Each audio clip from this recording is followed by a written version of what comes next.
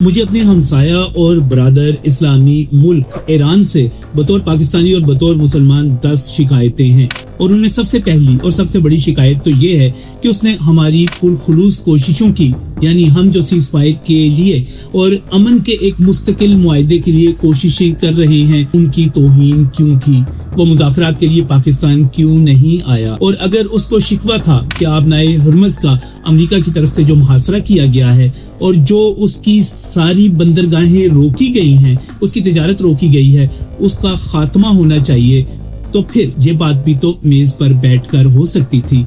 यहाँ पर उस पर भी तो डायलॉग हो सकता था और उसने पूरी दुनिया को एक मर्तबा फिर जंग की मुसीबत में डालने की कोशिश क्यों की। ये तो एक बुनियादी शिकायत है, मगर इसी शिकायत की बुनियाद पर 9 शिकायत और भी हैं। आइए चलते हैं वीलॉग की तरफ। मेरी शिकायत हैं क्या, मैं आपको बताता हूँ।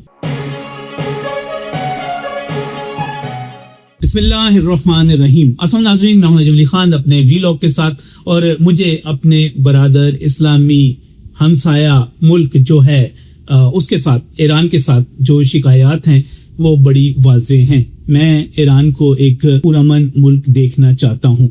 मैं वहां पर इंफ्रास्ट्रक्चर को न सिर्फ बरकरार देखना चाहता हूँ बल्कि उसको बढ़ता हुआ देखना चाहता हूँ। मैं ईरानी नौजवानों का मुस्तकबिल, उनका रोजगार, उनका आप ये कहें कि उनके जो एक लाइफ स्टाइल है उसको बेहतर देखना चाहता हूँ। मैं चाहता हूँ कि उसके ऊपर से जो पाबंदियां हैं वो खत्म हो जाएं। लेकिन क्या ईरान की क़यादत इसके लिए कुछ कर रही है, कुछ सोच रही है? ये बात तो बुनियादी तौर पर तय है कि सारे जहां का दर्द हमारे जिगर में है। मसला कहीं पर भी हो, हम उम्मते मुसलमान के सबसे बड़े हमदर्द के तौर पर सामने आते हैं और हम उसके लिए काम भी करते हैं। लेकिन यहाँ पर जो पहली शिकायत तो मैंने आपको बता दी कि मुझे ईरान से ये शिकवा है। मुझे इसमें अपनी इंसल्ट फील हुई। मुझे लगा कि मेरे वजीर आज़म ने जिस तरह राब्ता किया मसूद पज़ेश्कियान से, ईरानी सदर से, या जिस तरह मेरे आर्मी चीफ, मेरे फील्ड मार्शल 3 दिन जाकर वहां पर रहे और एक ऐसे जंग ज़दा इलाके में रहे जहां पर कोई जाने का सोच भी नहीं सकता, किसी मुल्क की फौज का सरबराह,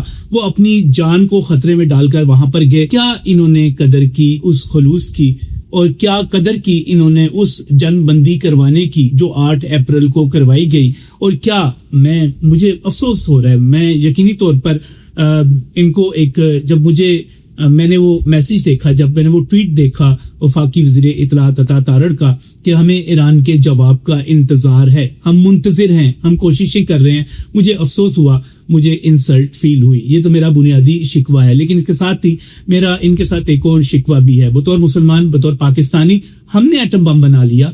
आप पिछले 47-48 बरस से, जब से ईरान में इनकलाब आया है, आप एटम बम बनाने की कोशिश कर रहे हैं। तो आप एटम बम बना लेते, आप क्यों नहीं बना सके? आपको चाहिए था ना कि आप इतनी एफर्ट करते, इतनी कोशिश करते कि आप उसमें कामयाब हो जाते। आप एटम बम नहीं बना सके तो फिर यूरेनियम अफसूदा करने की क्या जरूरत है कि आप उसको 60-70% पर ले जाएं? यानी कि आप एक काम करें, या आप बना लें या आप ना बनाएं। जब आप बना लेंगे तो आप उसका एटमी धमाका कर दें और उसके बाद कोई आपकी तरफ आने की, आपकी तरफ, जिस तरह पाकिस्तान की तरफ कोई मैली आंख उठाकर नहीं देख सकता, आपकी तरफ नहीं देखेगा। मेरा शिकवा आपसे दूसरा शिकवा है कि आपने एटम बम क्यों नहीं बनाया? बना सकते तो बना लेते। मेरा तीसरा शिकवा आपसे ये है कि आप अपनी डिप्लोमेसी में इतने ज्यादा नाकाम क्यों हैं? आपके तमाम ममालिक के साथ जो है तल्लुकात, वो इस वक्त एक बहुत ही बुरी सिचुएशन में क्यों हैं? आप, ठीक है, मैं मानता हूँ कि इस वक्त चीन आपके पीछे है, मैं मानता हूँ आपके पीछे रूस है, लेकिन आपको भी तस्लीम करना पड़ेगा कि वो कोई आपकी मोहब्बत में या आपके साथ किसी नजरियाती या दोस्ती के लिए नहीं है, बल्कि वो तो अमेरिका की मुखालफत में आपके साथ है। आपकी अपनी डिप्लोमेसी को देखा जाए तो आप यकीनी तौर पे आप पढ़े लिखे नजर आते हैं, आप बड़े मुहज़्ज़ब, आपकी पर्सनैलिटी, आपका लिबास, आपकी गुफ्तगू, सब चीज, हर चीज में निफासत है, लेकिन आप डिप्लोमेसी में नाकाम हैं, ये आपको मानना पड़ेगा।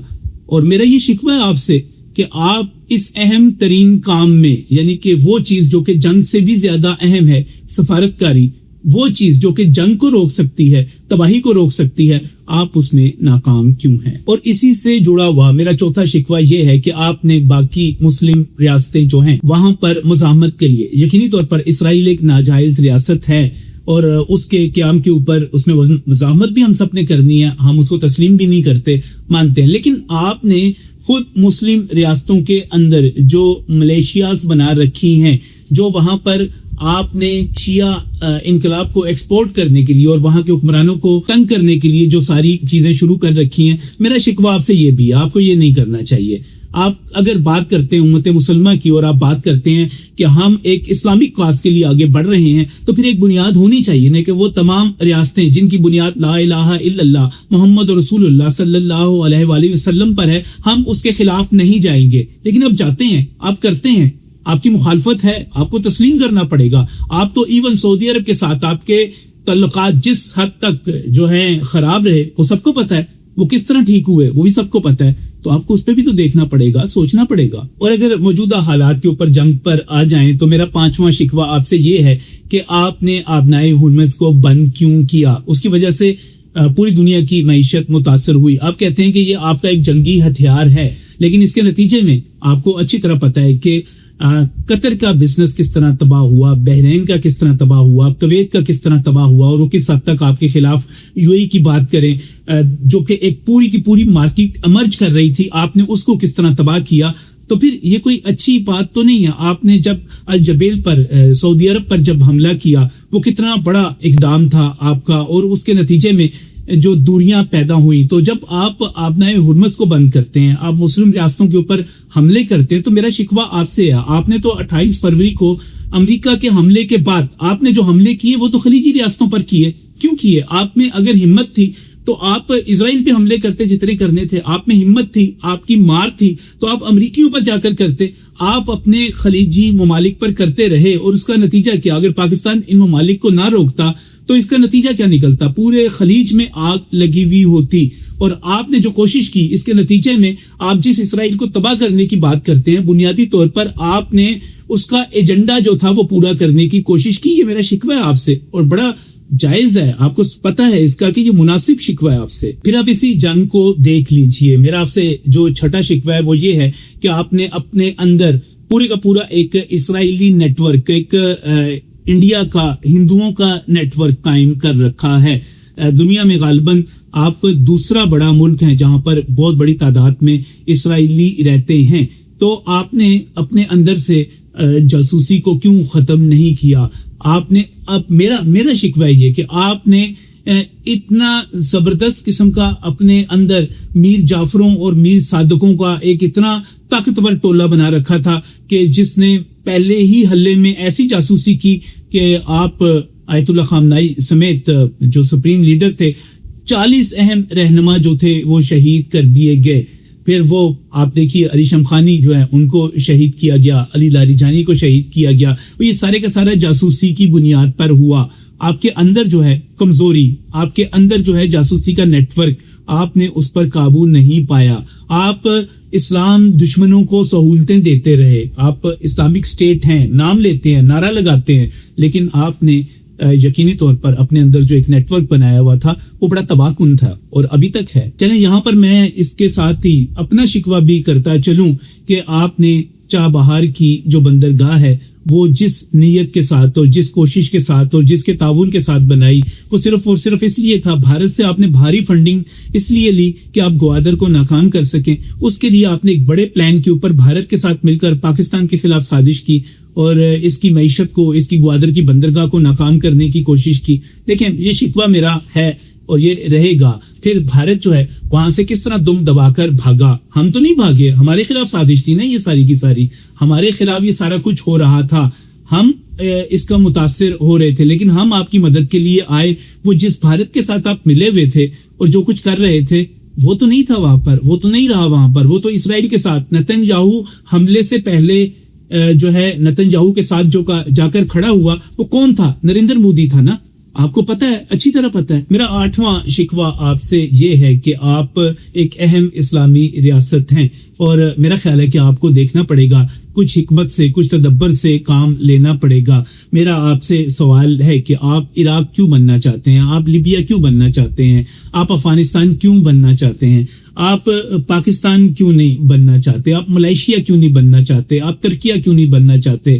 آپ سعودیہ کیوں نہیں بننا چاہتے؟ آپ آذربائیجان کیوں نہیں بننا چاہتے؟ آپ یہ جو ریاستیں اپنے تحفظ کر رہی ہیں, جو ترقی کر رہی ہیں, جو امن کی پیامبر ہیں, آپ ان کو فالو کیوں نہیں کرتے؟ اور یہاں پر اگر میں ضمنی شکوہ اس کو کاؤنٹنگ میں نہیں لاتا, میں جو کرتا چلوں تو پھر مجھے کوئی اس میں جو افغانستان نے ہمارے ساتھ کیا, آپ نے بھی تو 90 کی دہائی میں یہی کچھ کیا تھا نا ہمارے ساتھ, یہاں پر فرقہ واریت کی بنیاد پر, شیعہ انقلاب کو ایکسپورٹ کرنے کی بنیاد پر.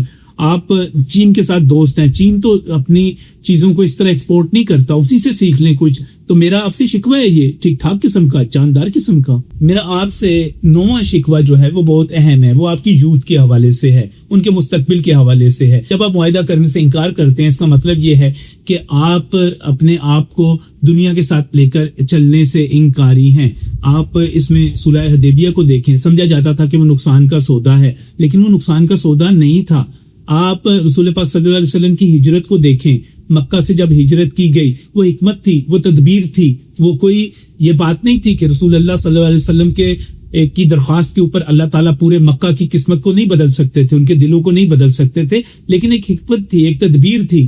آپ غزوہ خندق کو دیکھیے, وہاں پر جب اتنی بڑی خندق کھودی گئی پوری ایک آبادی کے ارد گرد, پورے قصبے کے, پورے شہر کے ارد گرد, کہ اس میں سے کوئی ہاتھی گھوڑے گزر ہی نہیں سکتے تھے, اتنی محنت کیوں کی گئی؟ وہاں پر بھی تو لڑائی ہو سکتی تھی نا, لیکن ایک حکمت, ایک تدبیر کی گئی. آپ اس سے انکار کیوں کرتے ہیں؟ آپ اپنے نوجوانوں کو ایک اچھا فیوچر کیوں نہیں دینا چاہتے؟ آپ کیوں نہیں چاہتے کہ ان کی فی کا آمدن بڑھے؟ آپ کیوں نہیں چاہتے کہ ایران جو ہے وہ انٹرنیشنل ایک جو بینکنگ سسٹم ہے اس کا حصہ بن جائے؟ آپ کیوں نہیں چاہتے کہ آپ کے جو منجمد اثاثے ہیں وہ بحال ہو جائیں, آپ کی تجارت کے اوپر پابندیاں ختم ہو جائیں؟ آپ کیوں نہیں چاہتے کہ آپ ہمارے ساتھ جو گیس پائپ لائن بنا رہے ہیں وہ بھی بن جائے, ہمیں بھی فائدہ ہو, آپ کو بھی فائدہ ہو؟ کیوں نہیں چاہتے؟ اور میرا 10واں شکوہ آپ سے یہ ہے, اور بڑا اہم شکوہ ہے, کہ آپ بھی اسی نسلی تفاخر کا شکار ہیں جس کی رسول اللہ صلی اللہ علیہ وسلم نے نفی کی, جس کو ختم کیا. لیکن مجھے بہت افسوس کے ساتھ کہنا ہے کہ آج جتنی بڑی جنگیں ہیں, فسادات ہیں, وہ اسی بنیاد پر ہیں کہ ہم بالاتر ہیں, ہماری تہذیب بہت بلند ہے,